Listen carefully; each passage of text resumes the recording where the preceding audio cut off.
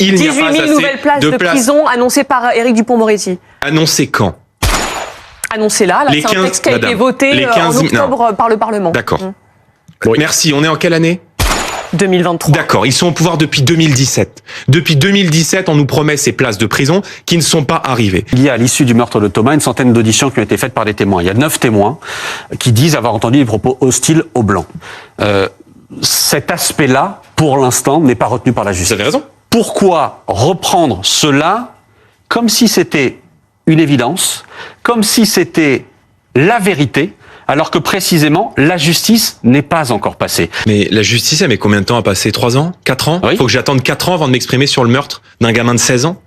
J'ai fait une interview sur le service public cette semaine. La première question qu'on me dit, c'est en gros, vous avez pas honte de pas respecter le temps de décence. Mais quel temps de décence? Je veux dire, il y a des attaques au couteau, il y en a 120 par jour. Ça veut dire qu'en fait, on doit rien dire. Donc le temps de décence se passe lundi, mardi, mercredi, et puis après on est passé à autre chose. Et donc on peut rien. Donc moi j'assume de dire les choses. Sur ce qui s'est passé à Crépol, avec des jeunes qui sont aujourd'hui en détention provisoire, qui sont nés en France, dont les parents sont nés en France, etc. C'est un raccourci.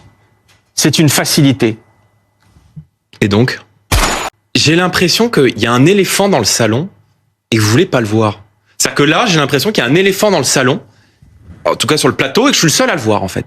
C'est-à-dire que je dis une chose très simple. C'est très très simple.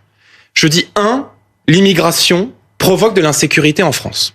Et deuxièmement, je vous dis une autre chose, c'est que la justice est trop laxiste.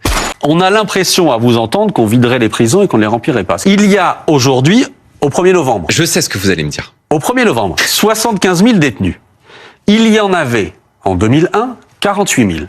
Mais les prisons, elles ne se vident pas. Elles se remplissent et même elles débordent. Je connais cet argument par cœur.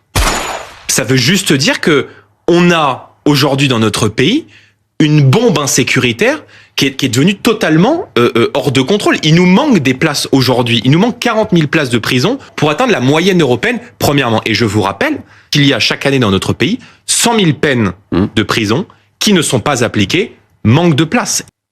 Après Lola, il s'est passé quoi? Après le drame d'Annecy. Elle a été mise en examen. Après le drame d'Annecy, c'est passé quoi? L'auteur. Après l'assassinat de Dominique Bernard, il s'est passé quoi?